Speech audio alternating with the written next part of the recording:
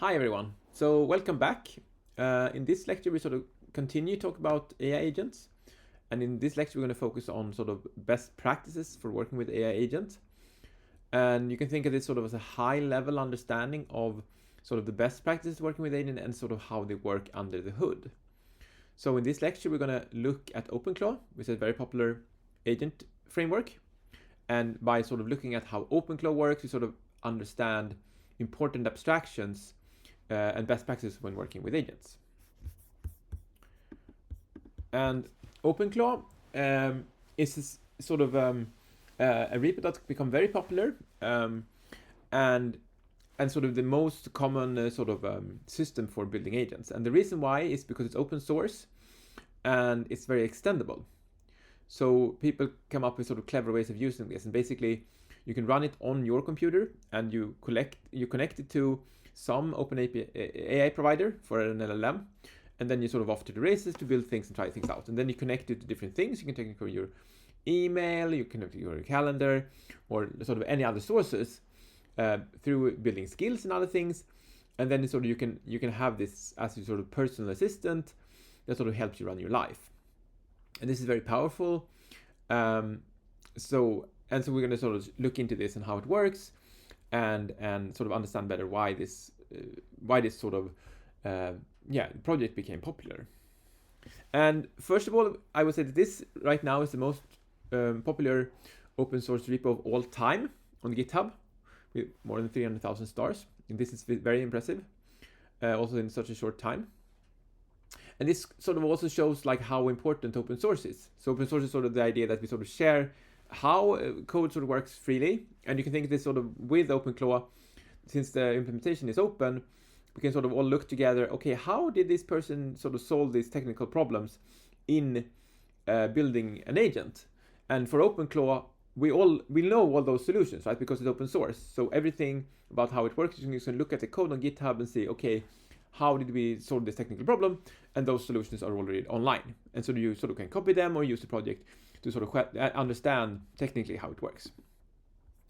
And basically we talked about this, sort of it runs on your machine. It can connect to anything, so sort of Discord, WhatsApp, Signal, you name it. And then it has a memory system, so it sort of remembers what happened in the chat. You can control your browser and sort of search online. It gives you access to sort of your computer, so you can run things on your computer. And you have sort of a skills and plugin system where you can add functionality to it. So in one sense, it's sort of limited by your creativity, right? The tool can do a lot. And if you look at sort of the implementation, it has a system where you have sort of chat channels. You can think of it sort of like you have different ways, sort of, okay, we're going to use Discord, we're going to go to Google Chat, iMessage, and so on, and sort of connect all these systems in a modular way, so you can decide in what way do I want to talk to this system. And I think this is very clever. Think about how you sort of build something that's integrated with other tools, right? You're not saying, oh, we have to do it inside ChatGPT or inside Gemini. Instead, we say, we have this tool, but you can use it wherever you are. And I think this is sort of also a way to sort of, make it popular, because people are using different tools, and you're not saying you have to use it inside our tool. We're sort of making it so you can use it where you are. So I think this is sort of one of the reasons why it became popular, because they didn't have to sort of, oh, you have to run it inside this system. You can run it wherever you want. And behind the scenes, this had a sort of a gateway functionality where sort of all these sort of systems go. And then you can sort of route to see like, okay, all these messages pass through the gateway, and that's sort of how it connects to all different devices. And this is also this sort of idea of having modular systems where sort of you have your sort of different chat systems, and you go to the gateway, sort of controls the messages. Behind the scenes, this also has a sort of an agent runtime, and this is sort of important. So we're actually going to look at this documentation. And one thing, because this is open source, we can sort of always look at both the documentation and the code. And I would highly recommend you to do that, to sort of look at the actual documentation and see what's going on. And so OpenClaw works by having sort of a space where it puts all the files. And when it starts, it sort of has a sort of way to sort of bootstrap itself. And it does this by sort of asking you who it is and who you are. And then you can sort of set it up different way. Most people set it up sort of like as a personal assistant. But that's up to you, right? How you want to use this tool. And you can think of this sort of similar to sort of, not everyone sort of has their own personal assistant because you have to pay the money, but I think you can think of this sort of the tool as sort of in that category, right? But of course it's up to you. If you tell the system, okay, I want you to only quiz me on information retrieval questions and not tell me everything about that, anything else, of course you can set it up, but it's sort of up to you to decide the role between you and the system. And this is done through a bunch of files, and we're going to sort of look at those. So, and this sort of runs in a loop, right? And sort of all these agent systems work the same way, right? With this sort of agent loop we talked about earlier, where you sort of run everything in a loop, and then you have sort of a full loop, and where you can sort of do tool calling, do things, then you go back to zero, right? You can sub agent sort of things, then you go up to the loop. So you have a loop where everything is sort of running, and that's sort of how these systems work. And the agents MD is a very important file. It sort of tells you, okay, how should the agent work? And it says like, okay, before you do anything, you have to read a file called soul.md. And so you read the files called usermd and read sort of memory files to see what's going on, and do that, and then sort of then you sort of keep going. And what's interesting about this system is because LLMs are not stateful, meaning they don't hold any state, right? So every time you send something in, you have the context and you send that in. This means so in some sense, sort of the agent forgets. We have to sort of remember through these files, right? Because it doesn't have a persistent memory. It just have the context. So it's sort of a hack in a way, that we sort of have these sort of files and we sort of build this system. So every time you start it, it sort of, okay, reads the files. Okay, here's all my files. Here's what I'm doing, right? But technically it sort of forgets everything every time you turn it off. And it sort of has to remember that again, because there's no persistent in the memory. And the soul.md is a very interesting file, and I think honestly that the soul.md file would be like one of the reasons why this project is so popular. And in one sense, it's sort of a very good prompt, right? And it talked about how should the agent sort of behave, right? And this can be extended. You can change all this, right? But this is sort of the default. So be genuinely helpful, not performatively helpful. Skip the great questions, and I'd be happy to help. Have opinions. Be resourceful before asking. Earn trust through competence. Remember you're a guest, and sort of things. So it's sort of nice, like, to have this sort of way for how it works well. And it's sort of interesting that to say something about the sort of the prompting paradigm, that actually figuring out a good way to do this, sort of how do you boundary an agent, makes it more helpful, right? Because there are boundaries. Like this cell is like, okay, don't put private stuff out there, right? Sort of have some kind of boundary, right? And of course, if you wanted to build the same, and I think you can try this out, you can copy this soul.md file and see if you can sort of copy the functionality of OpenClaw by sort of copying the files and see like, okay, can we build the same if we take the system? And people are sort of building similar systems like this, right? But see if you could do it, because I think it's sort of you learn by doing it yourself. If we copy out this file, can we get an agent that sort of works similarly? And the usermd file is also important. This is sort of you. And here you can decide who you are, right? And for me, I think the agent thinks that I'm a researcher, I do these things, I have some a health startup and some other things going on, right? But here's it's up to you to tell the agent who you are, and based on that, it's going to interact with you, based on like, okay, what does this person want? So, and I think it's very good for agents to know who you are. And I think in general, a good tip for agents is sort of giving them your CV, because then the sort of it's very concise, right? And sort of like, okay, who am I, right? And sort of concise files, sort of like, okay, this is who you are. And sort of, if you want it to work professionally, it's kind of nice to be like, okay, this person, how is this professional? Of course, you can sort of work it for private things too, but I think professionally, I think these tools are really helpful. And the heartbeat file is also important. And the heartbeat file is the way the system sort of decides what to do autonomously. So this has a very clever solution where half an hour, the system runs itself and checks what's in the heartbeat file, and that's what's in the heartbeat file. So, okay, and then you can tell it whatever. You could, of course, in theory, say like, okay, you should write papers for me. I don't think the paper's going to be any good, but in theory, you could sort of do that, right? And decide what you wanted to do autonomously, right? And this will cost you tokens, right? So if you tell it to do a lot of things, this will cost you money or sort of tokens that can run out. But in theory, you can make the system more autonomous by telling it, here's what you should be doing, sort of when I'm not around. And of course, this sort of works on a device. So if you have it on a computer, the computer needs to be on for it to work. But I think it's sort of a clever and sort of nice way to add this sort of autonomous functionality to the system. And one thing that's interesting, of course, is that because this system knows how to code, you can think of it sort of like it can sort of build its own tools, right? So you can use a heartbeat file and tell it to do something and sort of can figure out how to do it. And another important aspect is the memory. And this is sort of handled through Markdown files, and this sort of Markdown file is sort of a standard way, because we figured that the Markdown files are really good for agents or for LLMs, right? And now we're sort of shifting it to think about how can we build systems that the sort of LLMs like, right? So we're sort of shifting software to build for LLMs and for agents, right? And agents love MD files, which is just, it's a Markdown file with sort of text, basically. And they can perfectly well read this. And so we don't need to sort of worry about sort of JSON or other things, formats that sort of are more structured, because the agent can read the Markdown file. You can just read like normal text. It works. And then it's structured so you have a memory for each day and sort of different things that happens. And I think this sort of I think this sort of coming to these sort of simple solutions is surprisingly complicated, right? You sort of try out the complicated things and so you find a simple solution. And this sort of seems to be a solution that works.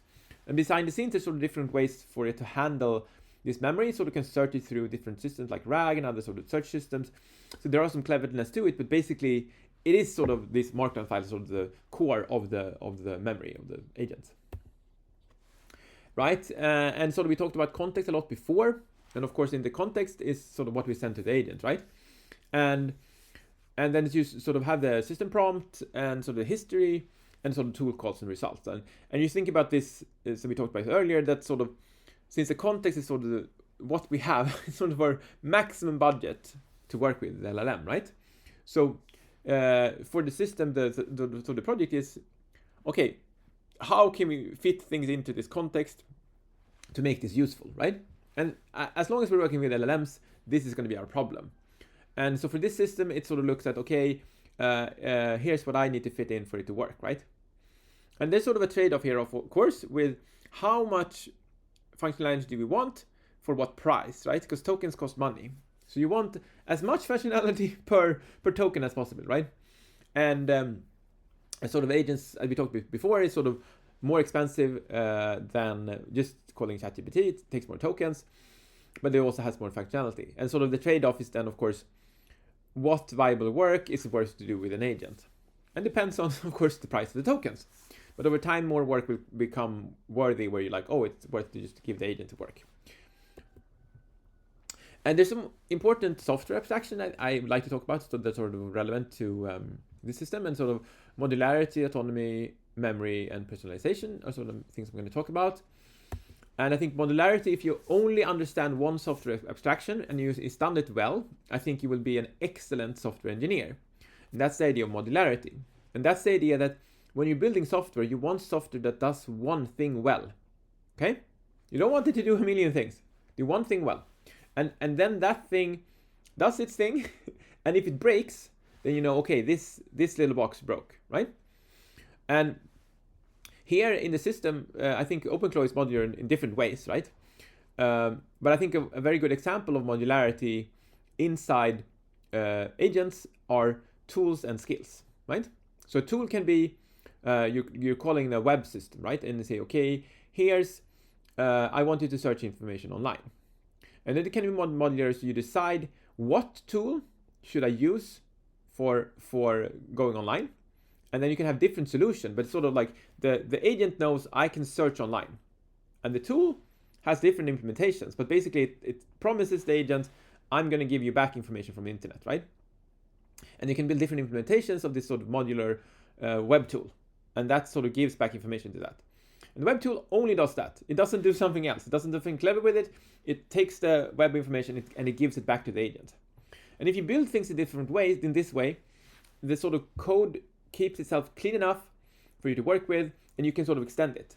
Another example of modularity is the skills, which is sort of a way to extend the agent by adding this skill functionality. And of course, you can add as many skills you want. They sort of have a token cost in the context, but in theory, you can add any skill you want. And then the skill is just a system that's sort of self-contained. It's usually a running sort of a command line interface, sort of a software for something, where the markdown file tells you how it works. And so you sort of have this sort of modularity that makes you able to extend the system. And you can also think the sort of modularity of this, having these different ways of sort of making it possible to interact with it, sort of through Discord, WhatsApp, Signal, Telegram, and so on, right? That's sort of modularity in this, that you don't, and the system knows, okay, I can send messages in some way. And then it goes to like, okay, here are different message senders. And if you build code like this, yeah, it's going to be really great and people are going to love you. So think about that.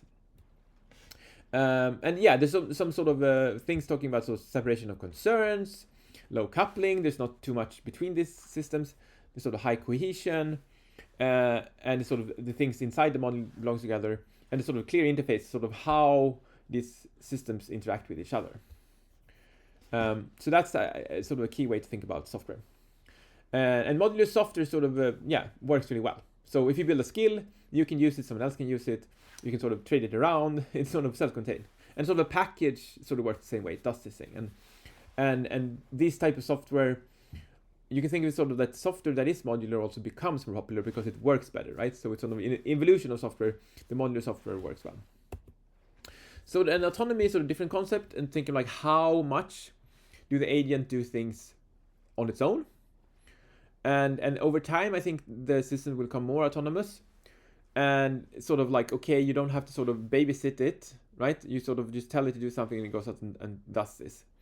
And this is sort of also, if you look at the latest tools before the generation before that, right? So you have sort of some tools like Cursor and Copilot maybe in VS Code, that you tell it to make code and you sort of babysit the code. But sort of a more autonomous system is you tell it to do something, it runs stuff and do it, and when it's done, or sort of you sort of look at how did it go. And this is sort of the trend, and we sort of have systems become more autonomous, and we sort of check the output.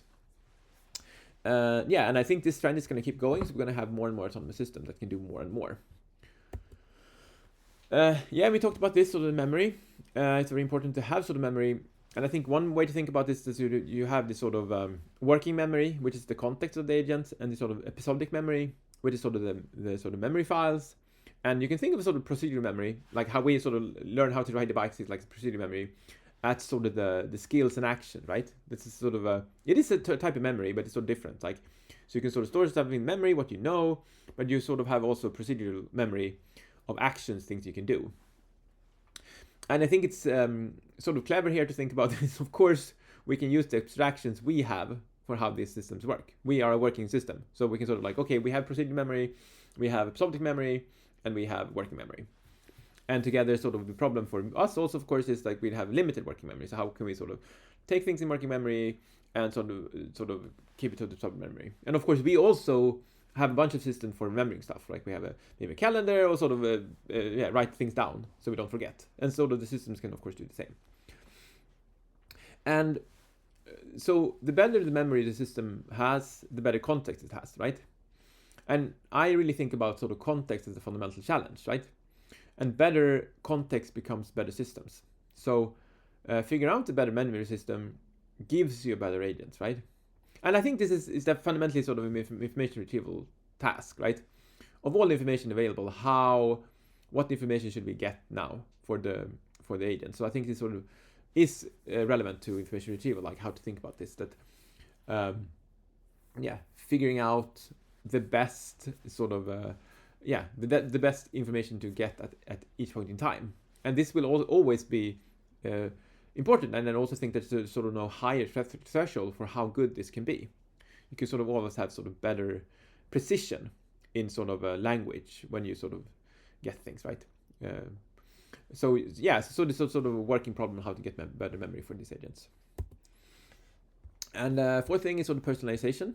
And I think this is important, especially for the usability of project. And you can sort of see this in other tools like ChatGPT have sort of memory, and sort of you can see it's like, oh, update some memory about you.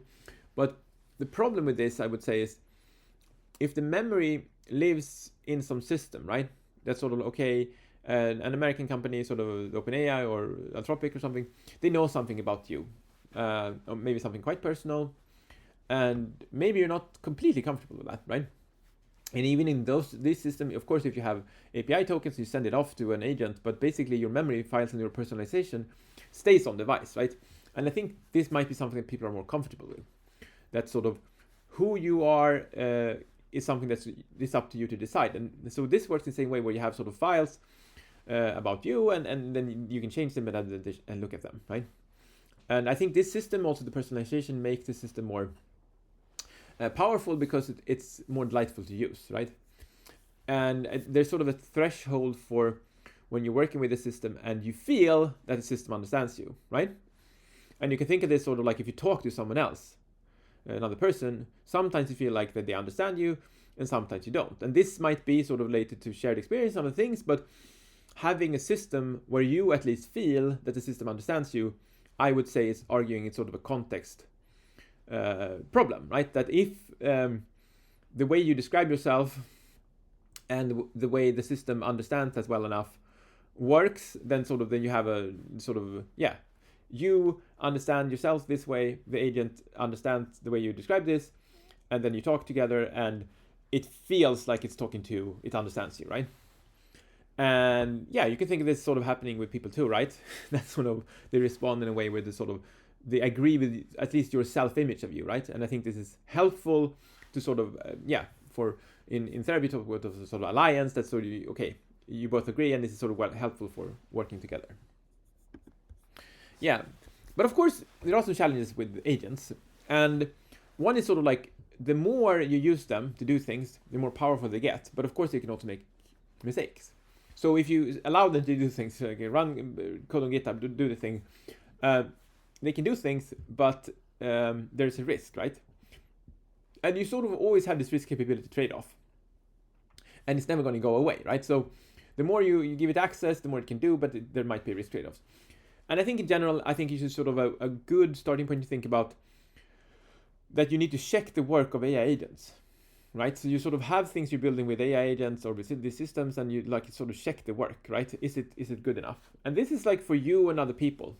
But overall, I think that sort of software and sort of the digital things are sort of, in one sense, low risk, but it's not in the real world, right? It's just like worst case scenario in some sense. It made a bunch of stuff that's of low quality. And you think about this from another point of view, there might be a point where you made something of low quality, right? And maybe you put it online at least.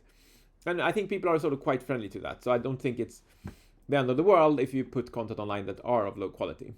But so I think we're sort of fine. But I think sort of having an understanding of quality, how good is the quality of this system, is very important. And sort of figuring out how do I know if it's any good, and sort of practicing that skill, and sort of how do I improve it, I think it's very important when working with these systems. So, because of course the system can make sort of slop or sort of low quality content. And if you just tell it to go off and do things, it's just going to make low quality content, and that might not be so helpful for you, because then you have to spend time reviewing it. And if you sort of send that out there, then you're sort of part of the problem, right? Because then people are going to spend time reading something that might not be useful. So you're sort of wasting people's time, because it can seem profound when it's not. And if you look at the sort of the real risk of AI agents, I think it's sort of good to have some understanding of sort of computer security. And I think one real risk you should talk about is sort of data leakage. And you should think deeply about, if all the files on my computer, or the computer where the agent was installed, got exposed, what would happen to me, right? And if you have any sort of private files or other things on the computer that you worry about, then maybe you should think about this, right? Of course, because it's not only that the AI agent can have a problem. So what can happen is that the system can be exposed to some other system that has some kind of that is sort of faulty in some way. So there, for instance, right now there's a sort of a package that can be installed that has some malware, right? And then the agent could install the malware, and that could lead to something in the system being broken. So this can happen, and then this sort of infects your system. So even if it's not a sort of prompting action, but someone uses the agent directly, indirectly, they can sort of try to sort of get your data. So think about this deeply. But if sort of you feel like, okay, I'm comfortable, I don't have anything serious, and this is sort of both for personal information, but if you're working, there might be files that are not allowed to expose, right? But if you feel comfortable, okay, I think it's fine. I maybe have my own computer or some other computer that I don't care about. I can run an agent of this one. You can also run it in the cloud, but maybe that's not the best idea. And specifically for API keys, what you use to pay for online services, you should have a cap on them, right? Because if the API keys get exposed, you lose money. And then people can sort of run up the API key and they charge your credit card. Yeah, and of course, if you're allowing it to send a message to other users, maybe send an email for you, it could make a mistake. And the question, of course, is will it make more or less mistakes than you do, right? Because I mean, maybe people are fault if you make sort of minor mistakes in email. But think about that, right? That is a risk. Another risk is the cost, that it can get confused and it can cost you a lot of money, right? So when you're using these systems, it's good to sort of have some kind of subscription. When you run out of tokens, you just like, you have to wait. You don't have to pay more money. One of those is sort of Claude Code, where you sort of use the token inside the agent. And if you run out of money, then you have to wait. You don't have to sort of, but if you use an API key, it can be really expensive because the system could be, oh, I have this great idea and it writes 200,000 files and then you have a really high bill on your credit card. Yeah, and there's another thing I think is real to think about is sort of the loss of trust, right? Because if you're using these systems to sort of do things for you, then people might lose trust in you. Oh, did you write that or did the AI agent write that? And sort of people sort of don't like the sort of things that are written by agents. So they sort of like, for your trust, it might be good to think about that. When should I write? And how should I be transparent what's written by AI? Yeah, and I think there are some best practices when working with agents. And I think the number one is like always check their work. You should never trust these systems. I mean, they're very powerful and very useful, but you should never trust them, right? So always check the work and think about things that's made by AI. If it's sort of not checked, it's sort of in the not checked pile. And then you need to check everything, right? Citations, code, statements, and so on. You need to check the work if you want to submit it somewhere or do something with it, right? And it's sort of also morally, I think, for you to read something that's out there and just not send it out there. So like, okay, how good is this, right? And I think it's sort of a good way to think, like never allow agents to act on your behalf without oversight. I think that's a good rule. Like you can interact with other people, your agent can sort of act with systems. And I think also people want to talk to people, right? In talking to an agent. And we talked about this sort of like think about what's stored on your computer and what's public. If that is public, would that be okay? And have limits on your API keys. And don't allow other people to talk to your agents. It's your agents. And I did some experiment with this, sort of some journalists who sort of tried talking to my agent and they sort of thought it was funny. So like, oh, let's see if I can expose information from this. And I didn't think it worked so well, but it's sort of a weird experience because why would you want that, right? If the agent had access to your personal information, then it can, in theory, give that to someone else. And if you don't, and the best way to sort of protect you from that is not giving them access. So they can't access your agent. Yeah, and you can also sort of limit the use of the agent by saying, oh, you're only going to have these tools, right? And for instance, the email, I think would be the one that's sort of critical because in theory, if the agent has access to your email and someone sends sort of like, oh, I forgot my email for something else, they could, if they compromise the agent, get your login for a lot of services. So yeah, you can also have two-factor authentication and stuff like that. But in general, I think it's sort of good to think about like, what do I actually need the agent to do, and just give it access to that. Yeah, and so I'm sort of working on an agent book for how to exploit this agent. And if you want, you can sort of look at it, and it has some sort of interesting thing about how to work with agents. Yeah, and here are some resources. All right. Thank you for your time.